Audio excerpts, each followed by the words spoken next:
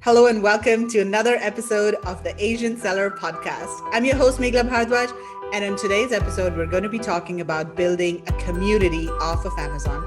And to talk about this, I have with me my good friend, Mike Michelini from China. Hello, Mike. How are you? Hi, Megala. Great. Thanks for having me. Thanks for having me. It's a pleasure. Yeah, thank you so much for joining me on the podcast. And I mean, we've known each other for quite It's a few great. years. We've met in Hong Kong at Global Sources Summit. Yeah. You hosted an event in Shenzhen as well. So cool, awesome. And really Yeah, excited it's great to about be here. our topic for today, which is content and community, and specifically building this content and community off of Amazon.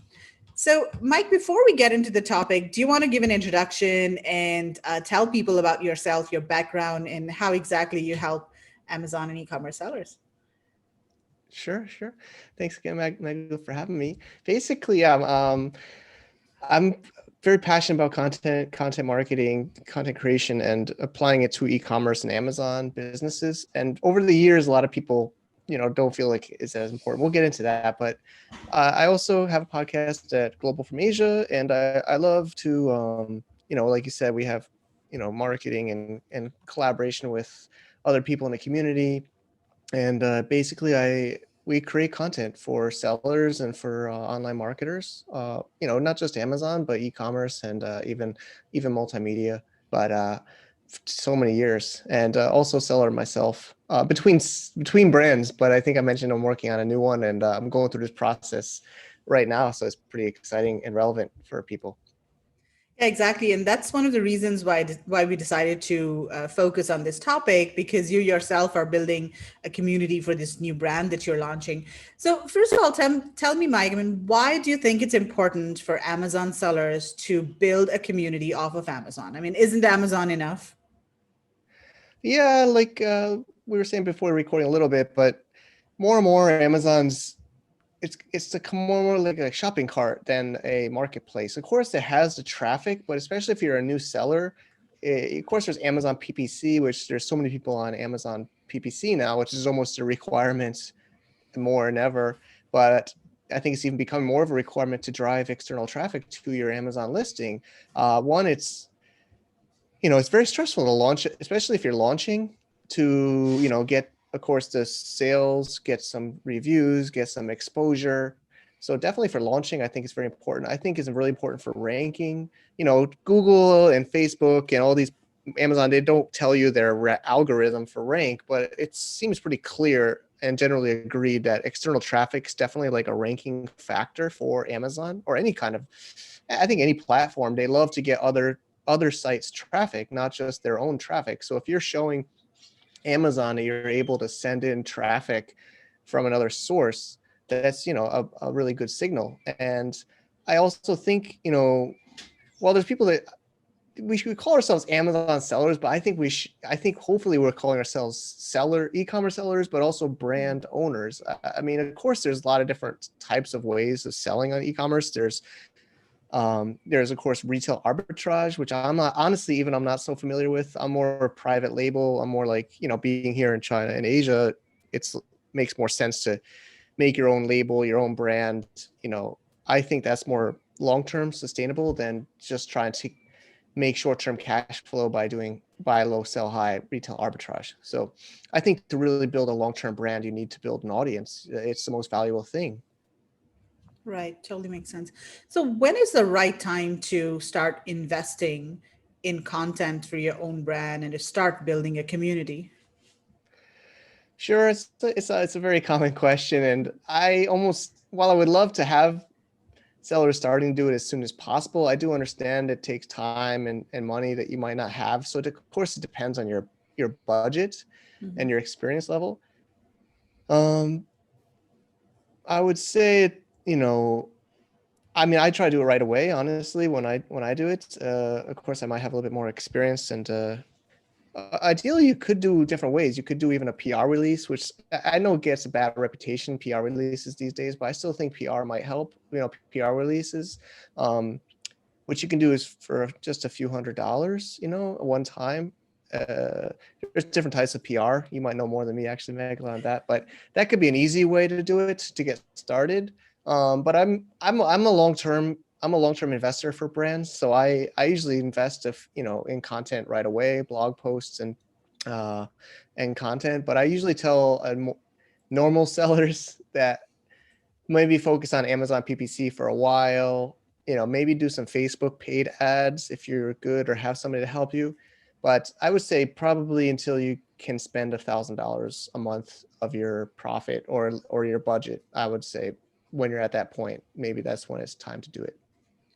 So after you've launched your product in Amazon, you've launched your brand, um, got a few sales going, got a few reviews, that's when you think, and you're sure that the product is a winner, because a lot of times sellers, launch test True. products. So you want to make sure that the product is, Yeah, that's true too. yeah, yeah. Okay, that makes sense. True, true. I mean, that's also the reason to have like hopefully you're in a niche. Like I usually focus in a niche so that if one of my products doesn't work, hopefully I could try to at least redirect some of that traffic or benefit to my other products. It's still hard on Amazon to totally do that, but I mean, it depends on the experience level of the seller and the budget. I mean, I would love them to start right away. I think it helps. I even just do it for my own website. So one trick is I don't even have a shopping cart on my own website. I usually just directly link to my Amazon store. So I still make a page for my Amazon for my product, but I just have a buy with Amazon and I send it to Amazon instead of trying to catch that sale on my website, especially when I'm just launching, because I want to drive more social traffic, web traffic to Amazon from my page. So I also try to do that when I link to my friends or I link to social media.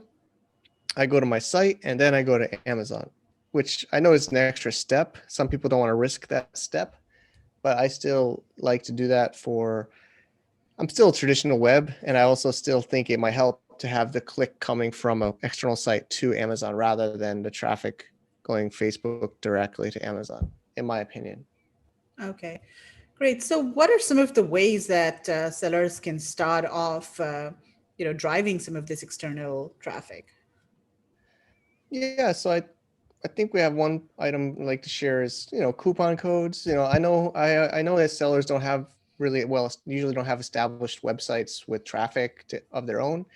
So one thing I like to say is make a unique coupon code on your own seller account for either one product or a certain amount of bundle of products with however comfortable you can give a discount, but 5, 10, 20, 30%, and offer that to an established blogger, maybe a review blog in your niche or a Facebook group or somebody. And you're hopefully they're already an Amazon associates, which means they're in the affiliate program of Amazon. So they're going to get that 5, 10% commission from Amazon directly, but you're also hopefully incentivizing them even more by saying, I will check how many sales you drive to me and can give you even another bonus, or more promotion, more help.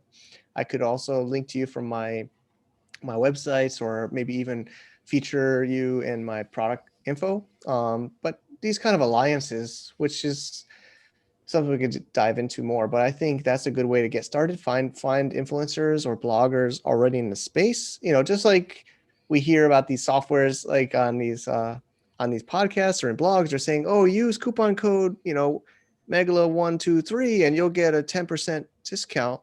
And then also the person sending gets a discount, so they both get a not discount but a commission. So you help your listener or your audience save, just like this person that they're giving discounts to that product. So it's like an affiliate marketing, but you're making it for a product rather than like a software as a service. But you can still do this kind of strategy. You can talk to a podcaster even that's in like maybe health and wellness, and you're selling a health and wellness product. You could say, hey, I love your podcast, I love your YouTube channel, I love your video. Can I give your listeners, your audience, a 20% discount, and then I'll track it, and then I'll give you an additional bonus if people buy, stuff like that. It's like affiliate marketing, but to Amazon, with Amazon only and no website.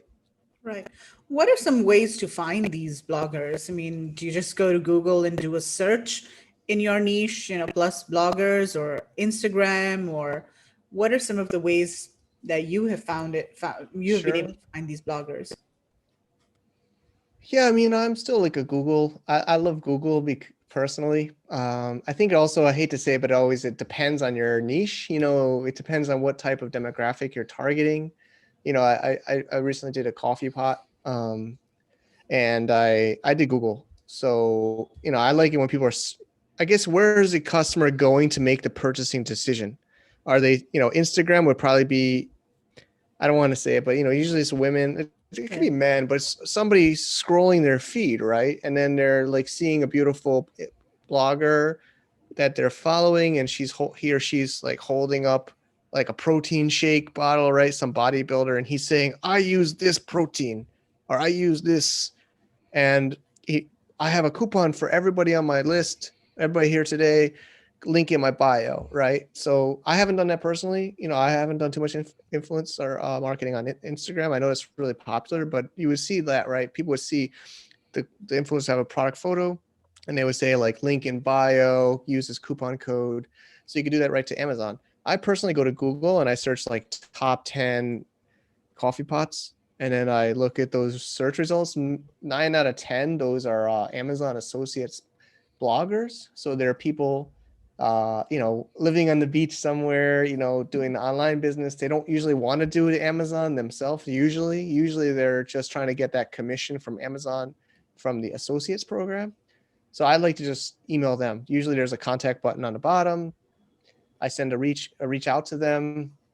I have some scripts and I try to modify. I don't just copy paste. I do try to actually, I try to personalize it. I do it myself. I know you could have like a VA or somebody in your team do it too, but I like to do that because I feel like I like to listen to what they're saying about my product. Sometimes they'll sometimes just say, I don't like your product's not established enough. They actually want more reviews before they promote it. Sometimes they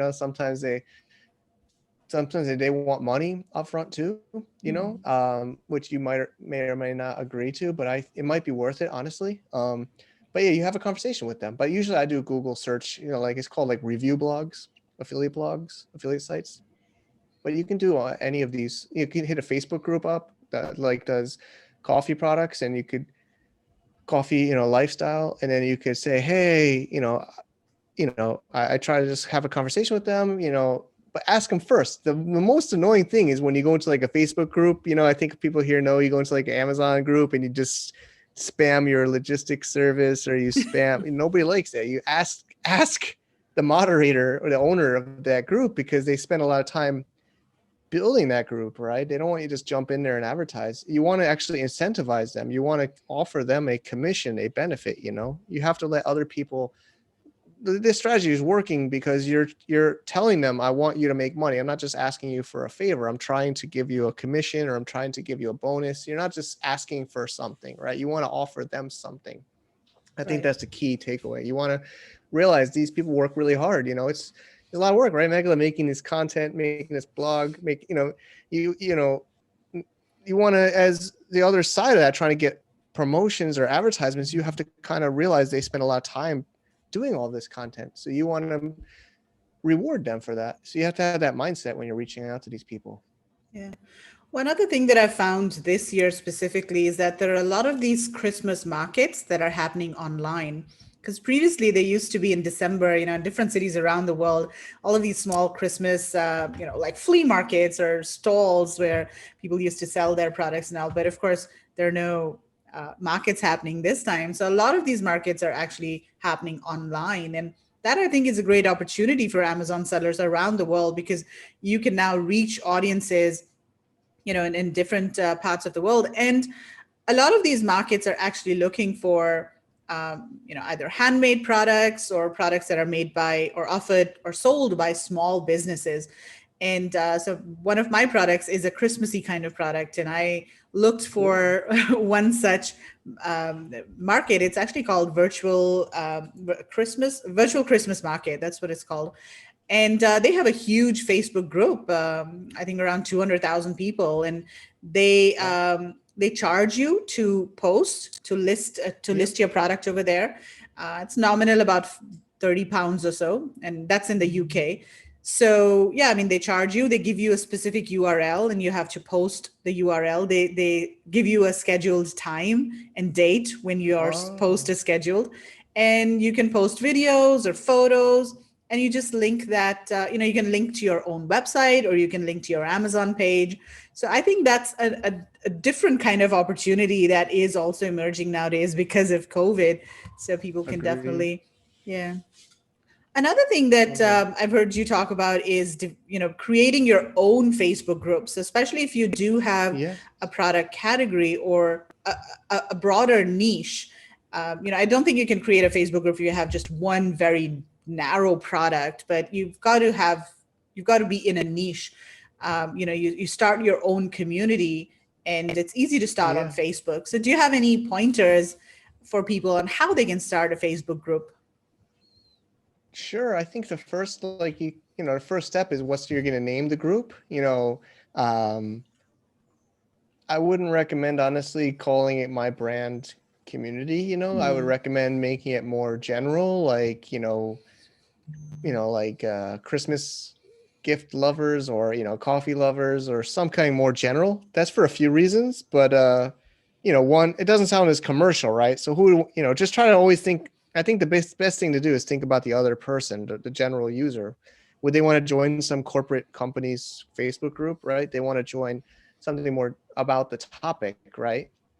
Um, and that's a big one. And then the other is have a reason, like you said, like maybe even make your own marketplace in a way. I mean, that's a bigger project, but if you keep it kind of general and wider, then you can do a lot more. You could be your you could become a platform even, but I don't want to get gray or black. I'm not, but I mean, there's two strategies. One is you can be transparent and say you are a brand owner on Amazon, and two, you could have it, I don't want to say hide, but maybe just don't really. I mean, you could almost say we sponsor it. You could be your own sponsor, right? You could pin to top on the Facebook, say this is sponsored by. I've seen this even with the, Amazon groups. They're like, this is sponsored by this company. Click here for the coupon. Maybe you could pin it to top and say you're a sponsor. Maybe you're a sponsor instead of an owner, right? So you want to think about your positioning, your strategy. But I would just say I would make it a little bit more broad, just about the community, and then you could even do your own, like, yeah, you could even, I mean, might talk about that later today too, but you might want to actually make a separate blog, a deb website. I know that's more work and advanced, but it might be strategic to have a more neutral site than your brand website. Again, it's about the perception of the visitor, and then you're like linking to your Amazon products. It's really advanced, but you can even talk about your competitors' products. Oh, wow. I don't want to get too shady, but you don't want to say something bad, but you could Yeah. just put yours above your competitors, right? Like in a review blog, often you're recommending products and you're saying this is the best, this is the second best, this is number one, two, three. So others do things like that. But I think for the Facebook group, you would just keep it more general. And then you don't have to really, you don't really want to keep promoting your product, right? You have to actually put insightful news. You would put even just a simple photo. Like everybody loves motivational quotes, like, but hopefully it's related to your industry. So it could be like coffee, like again, I'm thinking about coffee. I'm still in these groups, even though I'm not involved with that brand now, but I still see it on my feed, like, oh, another coffee, and it's just people like post pictures of them drinking coffee. I don't know, it's like this group that just people share photos of them drinking coffee, or Oh, so. I mean, there's so many groups, right? So you don't want to just say, oh, buy my product, right? You want to actually just be more give, like a Gary Vee. He says jab, jab, jab, right hook. You want to kind of educate, and then ask, right? Yeah. yeah. Yeah, and building a Facebook group and community, it takes time. So, I mean, I have a couple of Facebook groups, and I know that Yeah. you have to really nurture the I mean, community. You have to provide a lot their of work. content and on a consistent basis. I think that's the most difficult part, right? You have to be very, very consistent in the types of, the content that you're providing, the value that you're providing, and also to keep Facebook's algorithms happy, you've got to get engagement, because if there's not much engagement, Yeah, then Facebook yeah, doesn't show posts to your exactly. members, and Facebook also won't show I know. your group to other people, so you won't be able to grow your group organically. So yeah, I think those are the two things: consistent, useful content, and also get people to engage. Yeah. I always try to tell people to have a schedule. You could Yeah. Zapier, you could make some automations. Like I have some friends that have automations so they post to a Facebook group like certain amount of times per week. And then but you don't want to, you could just have a question. Sometimes the best ones are just open questions, right? Like just something very easy for somebody to answer, that, or A or B, like what's your Mm. favorite thing, for that. So just some, yeah, like you said, questions and but yeah, you could automate it somewhat, but yeah, you definitely need real people to engage on the account, which I know sometimes sellers and business owners sometimes get so busy in their, I know, the logistics and PPC and things like that, but hopefully somebody on the team enjoys it enough to keep it engaged. Because yeah, like you said, otherwise it's not important. You could also link to it right on your website. You could link to it on emails. You could link to it. I know some people are nervous about Amazon itself, but in the package, you could actually say that either directly on the package, or you could kind of somehow get a rebate system, or there's other systems where people might want to opt in to get either in Facebook groups or emails, things like that. Yeah. Okay, so Facebook groups, that's one thing. Let's talk about emails. So, how do we collect emails, and what are some of the ways to build an email list? Sure. So, I think, I don't want to say it's easy, but at the same time, I think e-commerce customers want usually specials. Everybody likes a deal, right? So Yeah. you got to think, why would somebody want to sign up for this list, right? Why would somebody want to get my email? You don't really want to just say like, get my newsletter. You got to kind of, you know, you kind of got to offer something. First, I would recommend, but I do want to be a disclosure. You got to be careful with the TOS of Amazon, but I like to still put inserts in my package. So, I would just say, be comfortable for yourself as a seller, but I do it. You got to be careful what you say in the packaging, but I just want to build a list. I want to build a relationship. I'm not asking them to give me a 5-star review in my packaging. I'm saying like warranty program, VIP member, join my family, join my brand, be part of something, get involved in what we're doing. That's one way, is just inserts in the packaging. Just be a little bit, cautious about, don't just say, give me a 5-star review. They still get away with it somehow. I don't do it, but it's definitely not something, you don't want to ask for reviews directly in the packaging. But I do say like, join our family, join the family, join the movement. You want to be a brand. You also want to stand for something, right? I usually like to tell people to try to, even in packaging is a good one, but, try to talk about sustainability, try to talk about, maybe you're even trying to give money to a foundation. The most important is actually do what you say. Don't just, Yeah. there's some bad people, at least I hope it's almost not true, but I've heard of that they say they donate and they don't, but do what you say. But basically you want people to kind of join your movement, join your be part of your brand. And I think the best is when they get that package and they open it up, and you can actually have some nice presentation, right? Everybody talks about the iPhone, it's like that noise when you open, it's like it almost like pops. When I think they designed it like that, they designed everything like that. But I think one is basically some way to catch the email, either in the email follow-up or from Amazon, which I know is getting harder, or in the packaging. But the other way is in your website. If they do come to the website, either from Amazon or from organic, there's just like any website has I know some people don't like pop-ups, but some, either a pop-up or even just a normal like subscribe. I invest in ebooks, so I'm making Mm. we did a coffee recipe ebook. I don't think it costs that much money. You could outsource that somewhat easily. Depends on your brand, but you could just make a listicle, like a long form ebook in PDF, and then you offer that. It's called like a lead magnet in internet marketing words, but you might want to offer that on your website. Say, I'll give you top 10 coffee recipes that we found, and then they have to give their email to get that.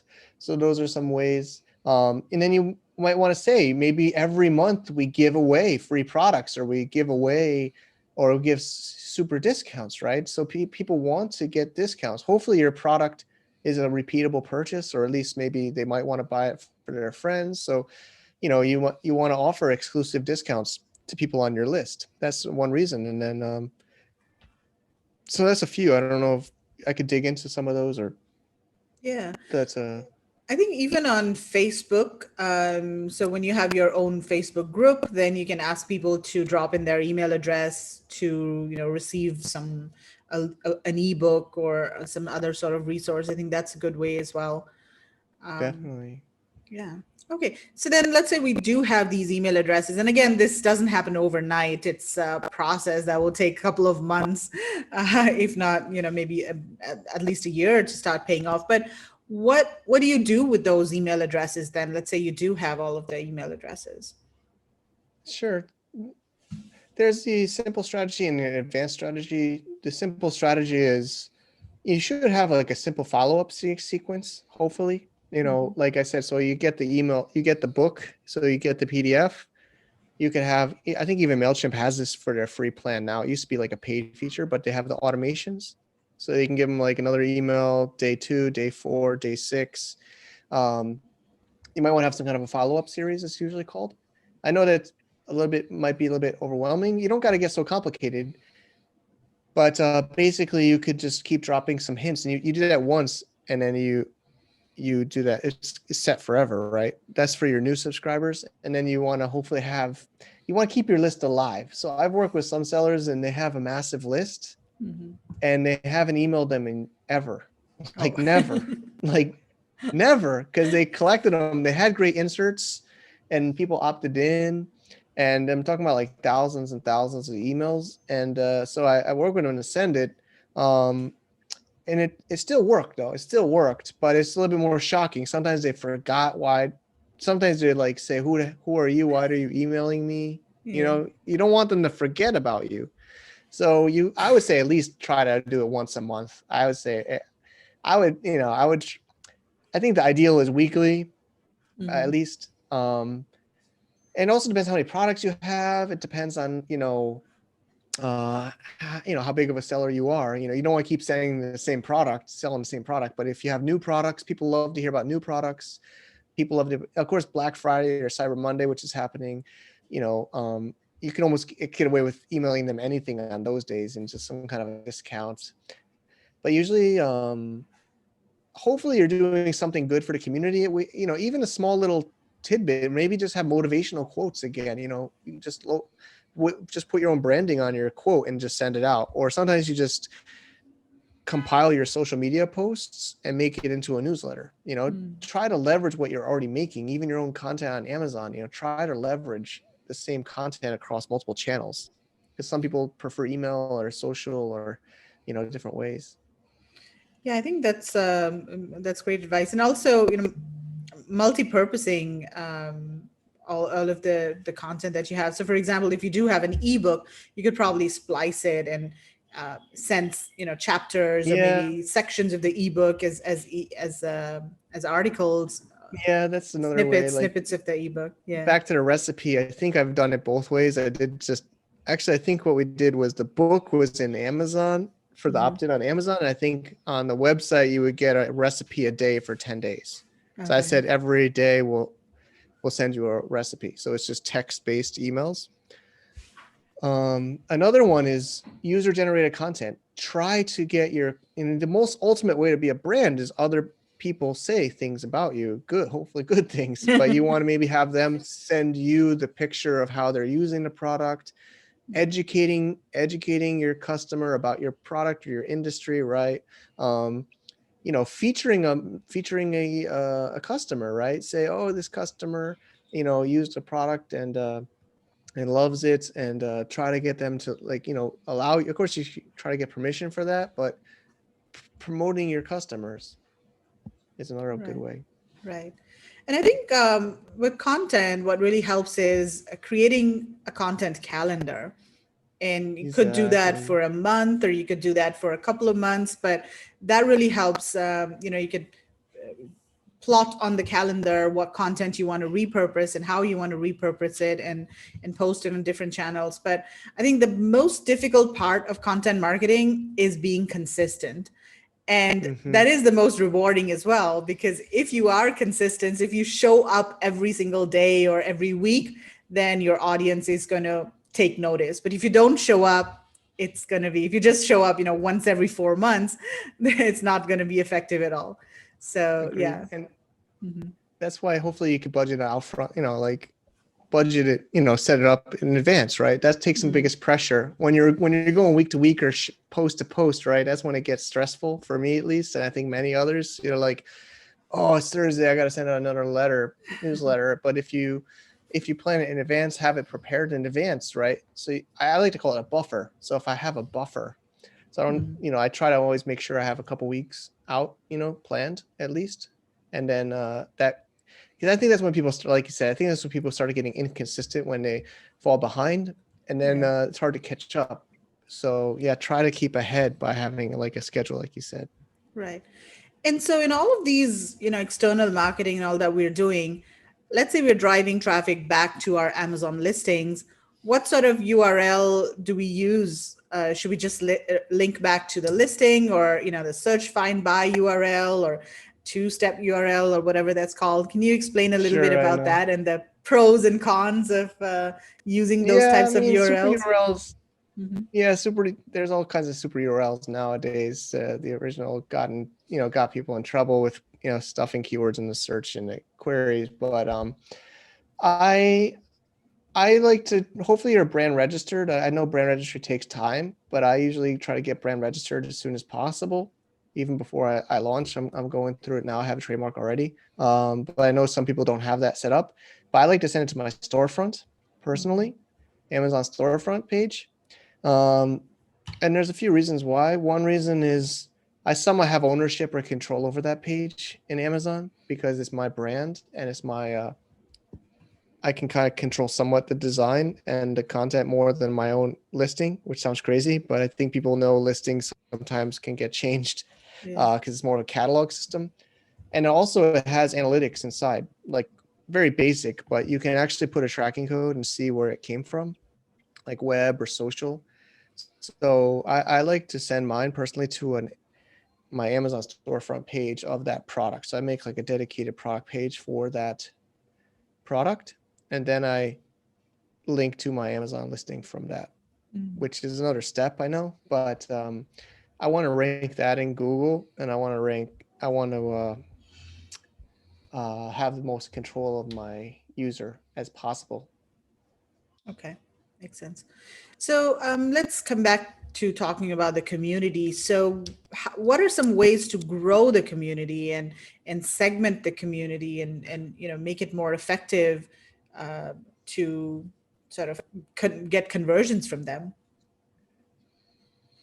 Sure. So probably your first group will just be a general community group. Probably, and you gotta also decide in Facebook or any group, do you make it public? Do you make it closed? Application only? Probably you're just gonna make it public. I would assume. I would recommend because you probably just want, unless you're just, as long as they're not spammers. But I usually let people join. Mhm. But like you said, as you grow the group, as you grow your business, as you grow your customers, you can just for any business, e-commerce, service, whatever. But I like to call it like a VIP group or an influencer group, brand ambassador group. So I want to make that a little bit more exclusive, and I can put it in that. I can put it in this general group and say, hey, do you want to get insights about the new products we're working on before anybody else knows? Do you want to get like, um, you know, more freebies, or you got to be a little bit careful. It depends on what your positioning for your brand is, but do you want to get some like giveaway products? Do you want, maybe we could even pay you for your content, your time? I would say, apply for this group, and then I'll make that second group a application group, like a closed group. And then in this group is really where you start to hear a lot of amazing insights. um, I'm not sure if Anchor did it, but of course everybody knows Anchor. Anchor has a power user group. on their Hmm. own website. It's still there on the footer. They've rephrased it. I recently looked, but it used to say Amazon review. They say we don't force you to have an Amazon review, but we do give you, they ask you at least share it on social, make content about the product. It used to be like Amazon review, but even I think that's really how they grew their brand. One of their key ways was this power user, I believe is what they call it. But you can call it whatever you want, like your VIP, your ambassador, your super user. You can get really creative on your, maybe you have a, like some people get really funny with the name. They can make it like a certain title, like your own title.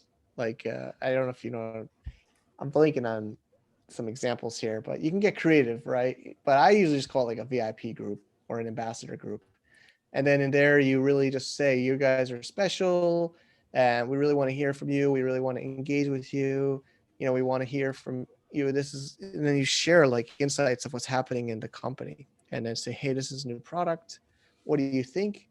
Hopefully your brand, your product line is something they're really passionate about. And they're like, oh, they're giving you feedback even before you've made it. But that would be a way I would segment groups in the lists. Right. And then you basically It's just like give basically them making a membership. It's like a membership membership. for Mhm. your basically like making a membership. Right. And then you give them, better discounts, deals, preferential access to new products and things like that, right? Just make them feel Yeah. special. Yeah, like make them feel special and then but it's a real big asset because now you can launch products to them. You can get feedback even before you create a product. They can create content for you. You can have them prepare things in advance. Hmm. And so many people spend a lot of money on photos and videos from professional photographers, but I think a lot of times more effective is real user, even if it's not perfect. I I, I think other sellers agree with me, but some people think the less formal is more believable than that professional, like high definition music in the background Yeah. video of the product. I know that some sellers are crazy and they want the most perfect content, but sometimes that like that mom that's got this crying kid and drops the drops the plastic bowl, but then they have this one that has a clip-ons, right? I'm just making this up, but some kind Yeah. of clip-on holder so that the cereal bowl of the kid doesn't fall, right? But this is like a real one, right? So you have this mommy that's like showing it, right? So I would recommend mixing that into your listing, right? And then but by having these people in this group, you can I think a lot of times they're just shy. People are shy. They don't know that they can give you this feedback or content. So I would even, I think it's valuable, and they'll be pretty happy with a little bit of money for their work. So Mhm. I don't think it's a problem to offer them money. I'm probably going to pay photographers, videographers a lot more anyway. So I usually offer them something for that, and they're Mhm. happy. Okay. So let's talk about some of the more advanced tactics that you usually employ. So blogging, making your own blog and putting content on your own brand site. So do you want to share some tips for users on how to get started with their own blog? Sure. I mean, I think a lot of times the best is solving problems, questions. Think about the marketing funnel. The difference of Google and Amazon traffic is Google traffic is usually more people searching informational or comparison. So one strategy is you're just educating your customer with your blog. So I would do some keyword research, most likely Google keyword, not Amazon keyword, but people are searching like how to make a coffee, how to, the how to's are, I love those. And Mm. then that's very top of funnel though. They might not be ready to buy your product. That's where you got to try to get their email opt in or try to pixel them. Maybe if you're doing Facebook ads, retargeting them on Facebook. So just be aware that that's more educational as top of funnel. And then middle of funnel, this is where it's tricky to do on your own blog, but I've done it on my own brand blog where you compare your brand versus your competitor.